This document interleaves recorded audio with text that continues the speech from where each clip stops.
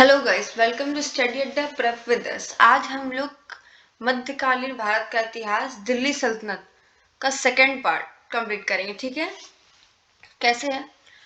Next आपका है, पहला आपका क्या है?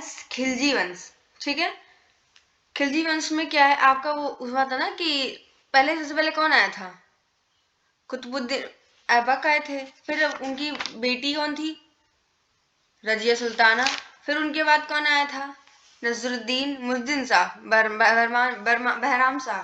फिर आपका आया था नसरुद्दीन शाह। देन आपका मलबन। फिर वहीं से क्या हुआ था?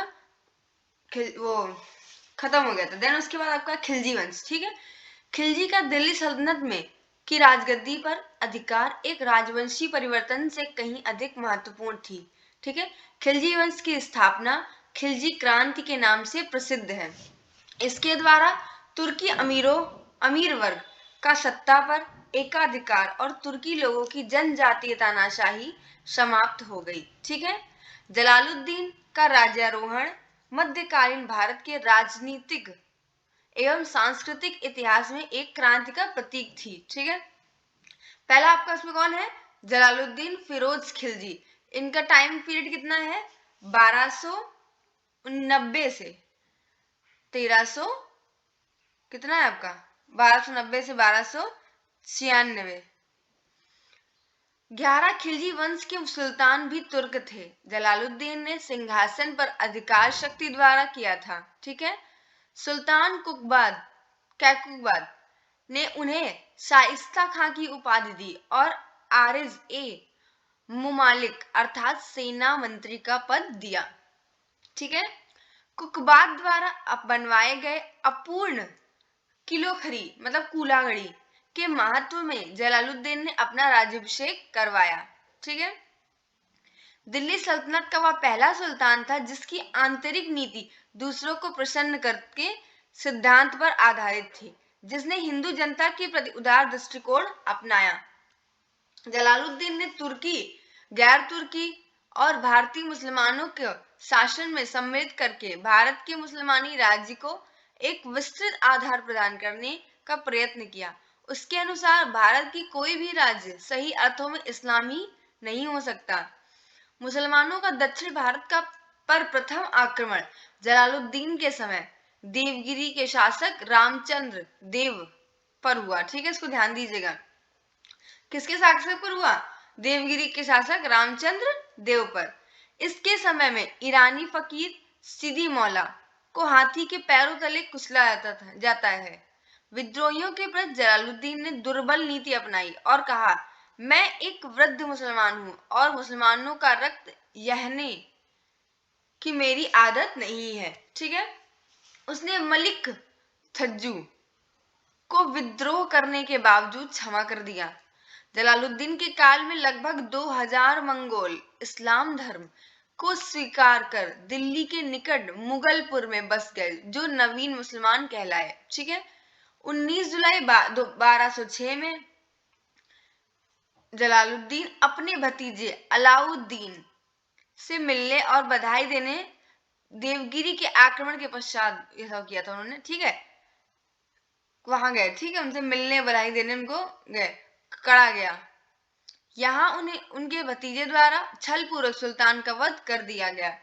अब फिर जलालुद्दीन का किसने वो किया? उनकी हत्या किसने कर दी? अलाउद्दीन खिलजी ने। इसलिए शासनकाल किसका रहेगा? अलाउद्दीन खिलजी का। ठीक है, कब शासनकाल है इनका? 1296 से 1316 तक। ठीक है, सुल्तान बनने के पश्चात अलाउद्दीन ने सर्वप्रथम पूर्व सुल्तान के पुत्र, मतलब कि किसके पुत्र? जलालुद्दीन के, अरकली खां सहित उसके परिवार के समस्त सदस्यों को कत्लेआम कर दिया, मतलब सबको मार दिया। ठीक है, तदुपरांत बलवानी और जलाली अमीरों के जादू मूल नष्ट कर दिया, जड़ मूल, सॉरी होगा इसका, ये होगा जड़ मूल से नष्ट कर दिया। अब उसे साम्राज्य विस्तार उसका कैसा था, इसको देखेंगे। ठीक है, अलाउद्दीन ने राज्यारोहण के साथ ही सल्तनत के साम्राज्यवादी युग का सूत्रपात होता है। वह आरंभ से ही साहसी और महत्वाकांक्षी था। जयगढ़ का सूबेदार था, तभी उसने 1292 में मलवा पर आक्रमण कर मिल्सा नगर को लूटा था और अपार संपत्ति एकत्र की थी। ठीक है, अलाउद्दीन ने स्वयं को कड़ा मानिकपुर में ही सुल्तान घोषित कर लिया, किंतु उसने अपना राज्याभिषेक कहाँ किया? दिल्ली में बलबन के लाल महल में करवाया। ठीक है, अलाउद्दीन के समकालीन अमीर खुसरो और उसके परिवर्ती इस्लामी दोनों उसके एक भाग्यवादी व्यक्ति, क्या बोला उसको? एक भाग्यवादी व्यक्ति। अपने अनवरत युद्धों से अलाउद्दीन ने अपनी सल्तनत का प्रभावशाली विस्तार किया। उत्तर भारत में आधुनिक पंजाब है, ठीक है, आधुनिक पंजाब, सिंध और उत्तर प्रदेश के केंद्रीय शासन के सीधे नियंत्रण में थे। अधिकांश मध्य भारत, जिसमें चंदेरी, एलिचपुर, उज्जैन और मांडू जैसे महत्वपूर्ण स्थान थे, केंद्रीय सरकार द्वारा नियुक्त प्रांतपतियों को सीधा नियंत्रण में थे। राजपुताना, यादव, होयसल और काकतीय राज्य कर्दन राज्य थे। गुजरात सल्तनत का एक प्रांत था। पांड्य राजाओं ने अलाउद्दीन का सभी आधिपत्य स्वीकार नहीं किया और ना ही कोई कर दिया। ठीक है, बिहार, बंगाल, उड़ीसा, कश्मीर, इन चारों को देखिएगा, बिहार, बंगाल, उड़ीसा, कश्मीर आदि प्रांत दिल्ली सल्तनत से स्वतंत्र थे। यहाँ पे दिल्ली सल्तनत का शासन नहीं था। ठीक है, अलाउद्दीन खिलजी के शासनकाल में मंगोलों के सर्वाधिक आक्रमण हुए। इस आक्रमण से निपटने के लिए उसने रक्त और तलवार की नीति अपनाई। अलाउद्दीन के राजत्व सिद्धांत के अनुसार राजा का कोई सगा संबंधी नहीं होता। विजय और शत्रु को मित्र बनने की नीति का पालन करने में अलाउद्दीन की तुलना अकबर से की जा सकती है। ठीक है, अलाउद्दीन संवत पहला शासक था जिसने हिंदू राजाओं को उनकी पूर्व स्थिति में रहने दिया और केवल कर वसूल किया। ठीक है, 1303 में चित्तौड़ विजय अलाउद्दीन की एक नवीन विजय थी। ठीक है, कब हुई इसकी नवीन विजय?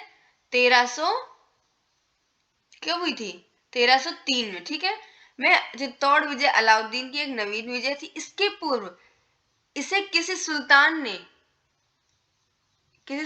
ने नहीं जीता। उसने चित्तौड़ का नाम अपने पुत्र खिजका के नाम पर खिजराबाद रखा। इस अभियान में अमीर खुसरो ने भी हिस्सा लिया। ठीक है, अमीर खुसरो ने पद्मावती की कहानी को मुमलेमान शेवा के नाम रख दिया। अलाउद्दीन ने जालौर के शासन कनेर देव के विरुद्ध अपनी नौकरानी को युद्ध में भेजा। ठीक है, 1301 में रणथंभौर के राज्य में को अलाउद्दीन ने दिल्ली सल्तनत में विलय किया, मतलब मिला लिया उसको रणथंभौर में, दिल्ली में। ठीक है, परंतु राजपुताना के अन्य प्रदेशों को शाही कानूनों के अंतर्गत लाने का कोई प्रयत्न नहीं किया। ठीक है, जोधपुर के संस्कृत शिलालेख में कहा गया है कि क्या कहा गया है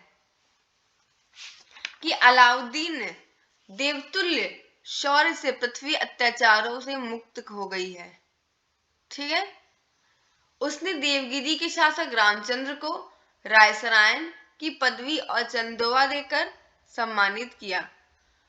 उसने 1 लाख सोने के टके दिए और नवसारी का जिला जिसे राज्य में शामिल कर लिया।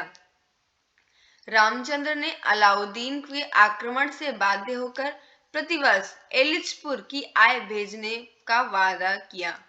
अलाउद्दीन का प्रथम सैन्य अभियान 1298 में गुजरात के विरुद्ध था। यह एक शासक बघेल राजपूत कर्ण था।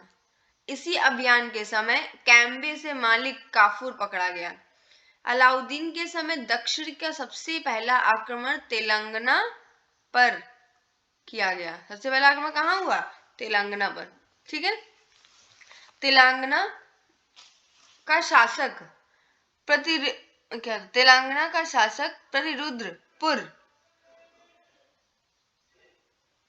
क्या था? हाँ, तेलंगाना का शासक प्रतिरुद्रपुर एक सोने की मूर्ति बनवाकर उसके गले में सोने की जंजीर डालकर आत्मसमर्पण हेतु कफूर के पास भेजा। इसी अवसर पर प्रतिरुद्रपुर प्रतिदेव ने मालिक काफूर को संसार प्रसिद्ध कोहिनूर हीरा दिया था। ठीक है। धन की दृष्टि से पांड्य राज्य पर किया गया आक्रमण काफूर का सबसे सफल आक्रमण था। दक्षिण भारत के देवगिरी नरेश रामचंद्र को और होयसल नरेश बल्लभ देव दिल्ली अलाउद्दीन के दरबार में आया।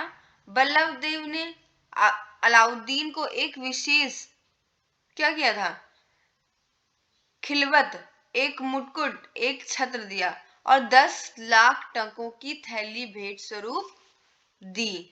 ठीक है। दक्षिण भारत के राज्यों पर आक्रमण करने में अलाउद्दीन क्या हुआ था का उद्देश्य धन और विजय लालसा दोनों थी। वह सल्तनत का प्रथम शासक था जिसने विंध्याचल पर्वतमाला को पार कर दक्षिण प्रायद्वीप को जीतने का प्रयास किया। ठीक है। अलाउद्दीन के समय हुए मंगोलों के आक्रमण का उद्देश्य भारत विजय अथवा प्रतिशोध की भावना थी। मंगोल आक्रमण से सुरक्षा के लिए उसने 1304 में, ठीक है, सीरी को अपनी राजधानी बनाई तथा किलेबंदी की। अलाउद्दीन ने सिकंदर द्वितीय मतलब सनी की उपाधि ग्रहण की और उसने अपने सिक्कों पर अंकित कराया। ठीक है। उसकी प्रथम योजना थी कि एक नवीन धर्म की स्थापना तथा दूसरी योजना सिकंदर के समान अपनी विजय पताका दूर दूर तक फहराने की थी। इमामी के अनुसार शासन का किसी प्रदेश पर न्याय ऐसा होता है कि जैसे बगीचे पर मानसून की वर्षा। ठीक है। अलाउद्दीन के काल में बहुत से विद्रोह हुए जैसे आकत खां, मलिक उमर, मंगू खां, हाजी मौला, नवीन मुसलमानों द्वारा आदि। इसका पहला विद्रोह नवीन मुसलमानों का था। राज्य के विद्रोह के दमन के लिए उसने 4 अध्यादेश जारी किए। पहला, अमीर वर्ग की संपत्ति मतलब भूमि जब तक उसे खालसा कृषि योग्य भूमि बनाकर राजस्व की वृद्धि की। गुप्तचर प्रणाली का गठन, दिल्ली में मद्य निषेध कर दिया मतलब शराब। ठीक है। अमीरों के परस्पर मेल मिलाप और उनके उत्सवों समारोह पर रोक लगा दी कि वो अगर मिलेंगे नहीं तो संगठन हमारे खिलाफ संगठन कैसे बनाएंगे। नेक्स्ट आपका राजनीतिक आदर्श। उसने राजनीति में क्या क्या किया। ठीक है। उसकी सबसे महत्वपूर्ण विशेषता यह थी कि उसने राजनीति को धर्म से कभी प्रभावित नहीं होने दिया। उसने खलीफा की सत्ता को मान्यता दी लेकिन प्रशासन में उसके हस्तक्षेप को स्वीकार नहीं किया। यामीन उल खिलाफत नासिरी अमीर उल मुनीमिन खलीफा का नायाब की उपाधि ग्रहण की। खजाइनुल फतूह में अमीर खुसरो ने अलाउद्दीन को विश्व का सुल्तान, पृथ्वी के शासकों का सुल्तान, युग का देवता, जनता का चरवाहा जैसी उपाधियां विभूषित की। ये बहुत इंपॉर्टेंट, इसको ध्यान दीजिएगा। ठीक है। क्योंकि उपाधियां पूछ सकते हैं ना किस राजा कौन सा शासक है जिनको इन सब उपाधियों से दी गई है। ठीक है। उसने शासन में ना तो इस्लाम धर्म के सिद्धांतों का सहारा लिया, ना ही उल्मा वर्ग से सलाह ली और ना ही खलीफा के नाम का सहारा लिया। वह निरंकुश राजतंत्र में विश्वास रखता था। ठीक है। अलाउद्दीन ने बलबन के जाति उच्चतावादी नीति का त्याग किया और योग्यता के आधार पर पदों का वितरण किया। अब उसने प्रशासनिक सुधार क्या क्या किए हैं। ठीक है। बर्नी के अनुसार एक बुद्धिमान वजीर के बिना राजत्व व्यर्थ है तथा सुल्तान के लिए एक बुद्धिमान वजीर से बढ़कर अभियान और यश का दूसरा स्रोत नहीं है और ना ही हो सकता है। अलाउद्दीन ने काजी मुंगीसद्दीन ने कहा, यद्यप मुझे कोई ज्ञान नहीं है और ना मैंने कोई पुस्तक पढ़ी, फिर भी मैं जन्म से मुसलमान हूँ। अलाउद्दीन ने राजधानी के आर्थिक मामलों को देखरेख के लिए दीवाने रियासत नाम का एक नवीन विभाग की स्थापना की। दीवाने रियासत व्यापारी वर्ग में नियंत्रण रखता था। ठीक है। नेक्स्ट क्या आपका है मुहत्सिब साधारण के आचार का रक्षक। ठीक है। तथा देखभाल करने वाला था। वह बाजारों पर नियंत्रण रखता और नापतौल का निरीक्षण करता था। ठीक है। अलाउद्दीन ने गुप्तचर पद्धति को पूर्णतः संगठित किया। इसने इस विभाग के मुख्य अधिकारी वारिद ए मुमालिक था। उसके अंतर्गत अनेक वरीद व संदेहवाहक या हरकारे थे। वरीद के अतिरिक्त अलाउद्दीन ने अनेक सूचनादाता नियुक्त किए जो मुनहिन या मुनी कहते थे उन्हें, खालसा तथा रक्षित प्रदेशों के शासन केंद्र द्वारा किया जाता था। अमीर और शहना इसका शासन संभालते थे। दिल्ली के आसपास के प्रदेश इसकी पद्धति के अंतर्गत आते थे। ठीक है। अब इसने सैन्य सुधार में क्या क्या किया, सैनिकों के सुधार के लिए क्या क्या किया है। ठीक है। किले और दुर्गों में अनुभवी तथा विवेकशील सेना नायक नियुक्त किए जाते थे। इन्हें कोतवाल कहा जाता था। ठीक है। अलाउद्दीन ने सेना का केंद्रीकरण किया। उसने स्थायी सेना के संगठन हेतु सीधी भर्ती की और केंद्रीय कोषागार से सैनिकों को नकद वेतन देना प्रारंभ किया। सेना की इकाइयों का विभाजन 1000, 100 और 10,000 पर आधारित था, जो खानों, मलिकों, अमीरों, सिपह सलारों इत्यादि के अंतर्गत था। 10,000 की सैनिक टुकड़ियों को तुमुन कहा था। ठीक है। निरीक्षण करके नियुक्त किए गए सैनिकों को सरकारी भाषा में मुरत्तब कहा जाता था। अब इसका आर्थिक सुधार क्या क्या है, ठीक है, देखते हैं।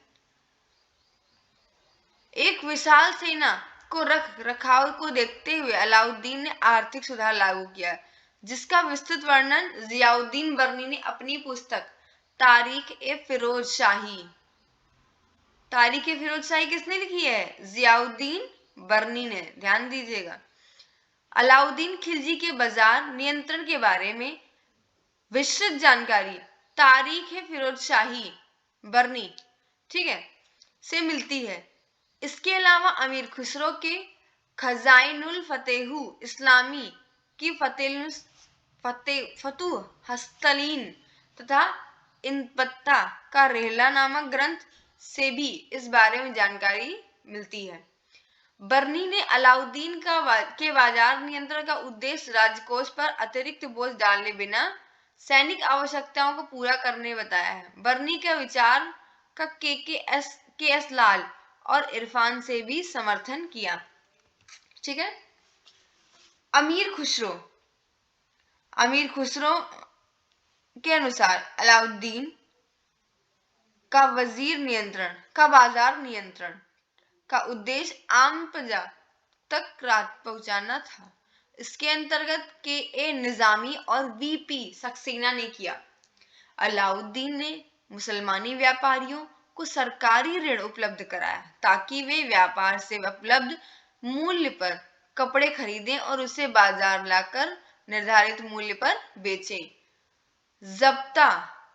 जाविता भूमि की पैमाइश के आधार पर लगान का उद्देश्य निर्धारण करना था। इसके सबसे सर्वप्रथम एवं कठिन अधिनियम था। अलाउद्दीन ने बिस्वा को पैमाइश की मानक की उपाधि निर्धारित की। ये ध्यान दीजिएगा।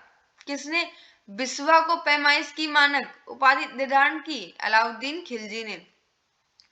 प्रति बिस्वा उपज के आधे भाग को राज्य के हिस्से में लगान के रूप में निर्धारित किया गया। ठीक है। अलाउद्दीन के समय में कीमतों का सस्ते में अधिक महत्वपूर्ण था। बाजार में निश्चित कीमतों की स्थिरता थी और यह उसके राज्य की महत्वपूर्ण उपलब्धि थी। अलाउद्दीन ने राशनिंग व्यवस्था भी लागू की। मौसम के आकस्मिक परिवर्तन को सामना करने के लिए अलाउद्दीन ने शासकीय अन्न भंडार बनाए। इन गोदामों का अनाज लेकर केवल आपातकालीन स्थितियों में निकाला जाता था। अलाउद्दीन ने मलिक कबूल को शहजादा या बाजार की अधीक्षक नियुक्त किया। ठीक है। सराय अदल मतलब न्याय का स्थान निर्मित वस्तुओं तथा बाहर से प्रदेशों, अधीनस्थ राज्यों तथा विदेशों से आने वाले माल का बाजार किया। विशेष रूप से यह सरकारी धन से सहायता से प्राप्त बाजार था। ठीक है। 20 गज एक अच्छी श्रेणी का लट्ठा 1 टका में बिकता। यही एक वस्तु जिसकी माप बरनी थी। इसको ध्यान दें, माप आपके लिए बहुत जरूरी है, ये आपका उसमें भी काम आएगा, ग्राम समाज में। अलाउद्दीन का अंतिम अधिनियम परवाना नवीस पर मिट देने वाली अधिकारी को नियुक्त और अधिकार से संबंधित था। तुर्की सुल्तानों के अलाउद्दीन पहला शासक था जिसने वित्तीय तथा राज्य सुधारों में गहरी रुचि ली थी। उसने सर्वप्रथम उनके समस्त भूमि अनुदानों को वापस ले लिया जो अमीर वर्ग शासकीय कर्मचारियों, विद्वानों और धर्मशास्त्रियों के पास राज्य की और से दो की गई भेंट अनुदान या पुरस्कार के रूप में थी। ये छोटी आगता के समान थी। ठीक है। गद्दी पर अपनी शक्ति के मजबूत होते हुए भी अलाउद्दीन ने अमीरों का दमन किया। ठीक है, अमीरों का दमन किया। सुल्तान ने आदेश दिया कि सारी भू संपत्ति, ठीक है, क्या होगा, सारी भू संपत्ति, कहाँ गया, हाँ, ग्राम और अधिकार लोगों के पास मिल संपत्ति इनाम और वक्फ उपहार के रूप में अब वापस ले ली जाए और उन्हें खालसा भूमि में परिवर्तन कर दिया जाए। ठीक है। अलाउद्दीन ने समस्त अमीरों की भू संपत्ति जब्त नहीं की। उसने ग्राम के मुखियों, जमींदारों, साधारण किसानों से संबंधित आदेश जारी किए तथा खूंटों और मुकदमों को विशेषकर छीन लिया। अलाउद्दीन ने मूल्यों पर निर्धारण मनमाने ढंग से न कर उत्पादन लागत मतलब cost of consolidation, cost of production, ठीक है, के अनुसार किया।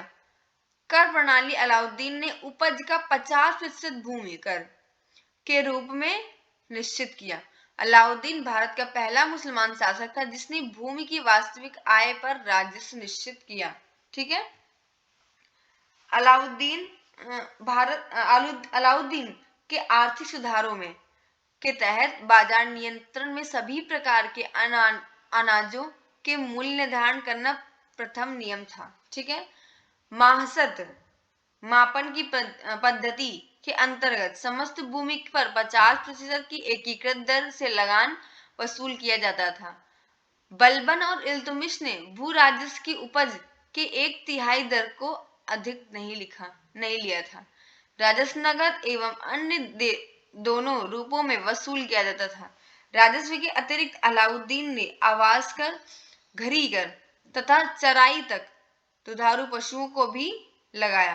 करी एवं करही एक अन्य कर था।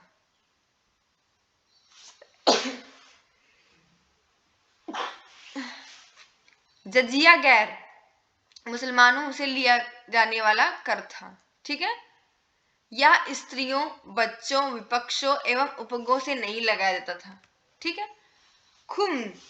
खुम्स से राज्य को 50वां हिस्सा, ठीक है, मिलता था। कितना हिस्सा? 5वां हिस्सा, सॉरी, मिलता। और शेष 4/5 हिस्सा सैनिक में बांट दिया जाता था। किंतु अलाउद्दीन तथा मोहम्मद बिन तुगलक, यहां से तुगलक आ गए, ठीक है, मोहम्मद बिन तुगलक के नियम का उल्लंघन करते हुए खुम्स का 4/5 भाग राज्य के भाग के रूप में लिया गया। ज़कात केवल मुसलमानों से लिया गया जाने वाला एक धार्मिक कर था। यह संपत्ति का 40वां नग मतलब 2.5% था। 25, इसको 2.5 कर दिया, ठीक है, 2.5%। उसने सैनिकों को नगद वेतन दिया। ऐसा करने वाला वह दिल्ली का पहला शासक था। सैनिकों को नगद वेतन किसने दिया? ये आपका दिया है अलाउद्दीन खिलजी ने। ठीक है।